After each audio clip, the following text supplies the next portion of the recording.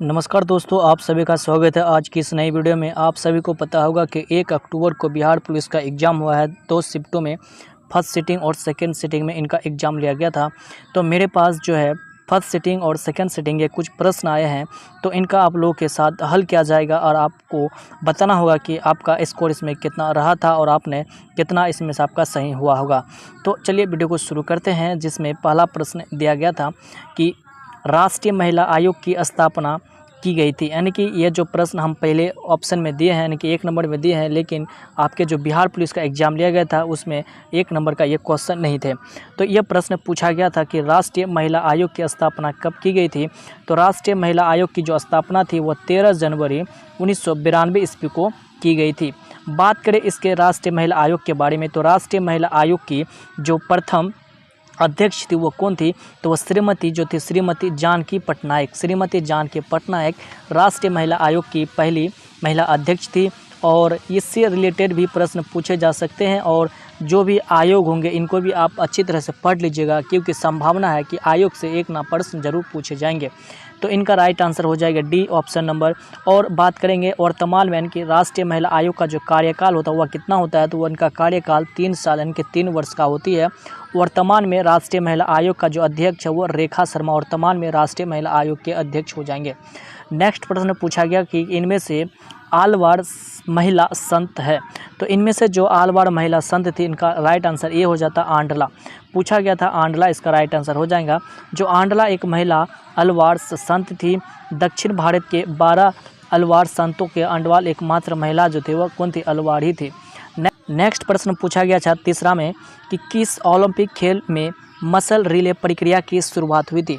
तो जो थी ओलंपिक जो खेल थी उसमें मशाल रिले प्रक्रिया की शुरुआत जो थी वो 1936 ईस्वी को बर्लिन से शुरुआत किया गया था। और वह पहली ओलंपिक मशाल रिले 1936 ईस्वी में पैदल चलकर बर्लिन पहुंचकर जो था ओलंपिक को खेला गया था।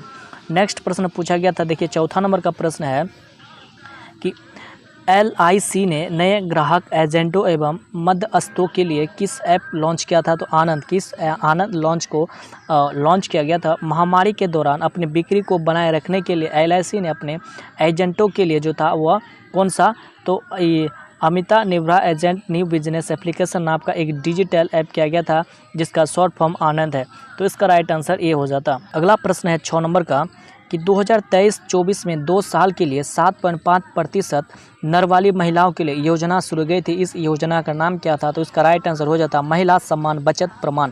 यानी कि इस करंट अफेयर्स का यह प्रश्न पूछा गया था, तो उसका राइट आंसर बी हो जाता। अगला प्रश्न देख लेते हैं 7 नंबर का कि कह रहा है कि सीएल इंटेलिजेंस द्वारा संचालित विश्व के सर्वप्रथम रेडियो का क्या नाम है। तो रेडियो जीपीटी उसका राइट आंसर हो जाएंगे। नेक्स्ट प्रश्न है 8 नंबर का कि यह प्रश्न पूछा गया था कि एक मोबाइल फ़ोन चार्जर होता है। तो एक मोबाइल फ़ोन चार्जर जो होता है एक अपचार्ज ट्रांसफ़र होता है, जो कि कम यानी कि जो अधिक विद्युत ऊर्जा आते हैं उसको कम करता है। क्या करता है, अधिक विद्युत ऊर्जा को कम करता है, तो वो जो ट्रांसफ़र हो जाएंगे कौन, अपचार्ज ट्रांसफ़र, उनका राइट आंसर होते हैं।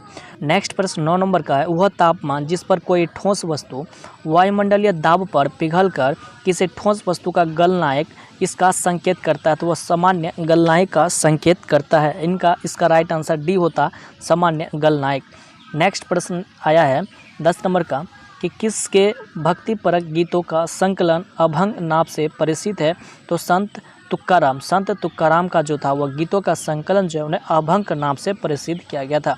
11 नंबर का प्रश्न कर रहा है, देवानंद की काम के प्रति लगन और निष्ठा डैश है। ये हिंदी का प्रश्न है। तो देवानंद की काम के प्रति लगन और निष्ठा जो है वह अनुकरणीय हो जाएंगे। इसका राइट आंसर डी हो जाता है अनुकरणीय। नेक्स्ट प्रश्न है 12 नंबर का, असंकेत को इसमें पहचानना। इनमें से कौन सा असंकेत है, इसको पहचानना है। तो पाँव हो जाएंगे, नेत्र और हस्त, ये सब क्या एक ही जुट है, परंतु भूखंड जो है वह अलग हो जाएगा। यह हिंदी का प्रश्न था। नेक्स्ट प्रश्न है 14 नंबर का, अखिल भारतीय दलित वर्ग संघ की स्थापना किसने की थी। तो भारतीय दलित वर्ग का जो संघ था, इनकी स्थापना डॉक्टर भीमराव अम्बेडकर के द्वारा किया गया था। ज्योतिबा फूले जो था, इन्होंने सत्यार्थ प्रकाश समाज की स्थापना की थी 1875 ईस्वी को की थी। यानी कि इसका राइट आंसर 14 का ए हो जाता डॉक्टर भीमराव अम्बेडकर। 15 नंबर का क्वेश्चन है कि सत्य में जयते युक्ति कहाँ से ली गई है। तो सत्य में जयते युक्ति जो है वह मुंडकोपनिषद से लिया गया है। वेदों से भी क्वेश्चन पूछे जा सकते हैं। 4 वेद होते हैं, ऋग्वेद, यजुर्वेद, सामवेद और अथर्ववेद होते हैं। और सबसे पुराना वेद जो है वह ऋग्वेद को कहा जाता है। पुराने से भी पूछा जा सकता है। पुरानों की संख्या कितनी होती है? 18 होती है। नेक्स्ट प्रश्न देख लेते हैं 16 नंबर का, जो कि आप ही के लोगों के द्वारा भेजा गया था कि निम्नलिखित में से कौन सा नारा सुभाष चंद्र बोस द्वारा दिया गया था। तो इनमें से आप लोगों को 4 ऑप्शन दिया गया था, बताना था कि इनमें से कौन सा नारा है जो सुभाष चंद्र बोस के दिया गया था। तो जय हिंद का नारा जो था वह सुभाष चंद्र बोस के द्वारा दिया गया था, परंतु सुभाष चंद्र बोस ने और नारे दिए थे, लेकिन ऑप्शन के अनुसार उसका राइट आंसर सी हो जाते।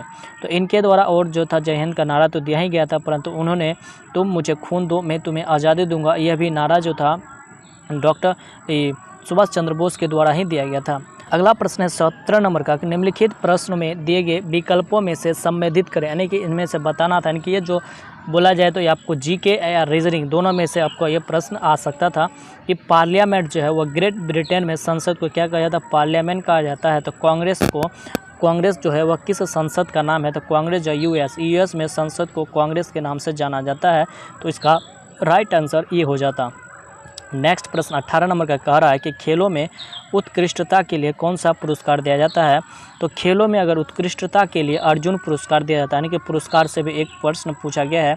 तो अगले 7 और 15 तारीख को जो व्यक्ति एग्जाम देंगे वह पुरस्कार को भी अच्छी तरह से पढ़ लेंगे, यानी कि इससे रिलेटेड एक प्रश्न यहाँ पर दिया गया, आगे भी दिया जा सकता है।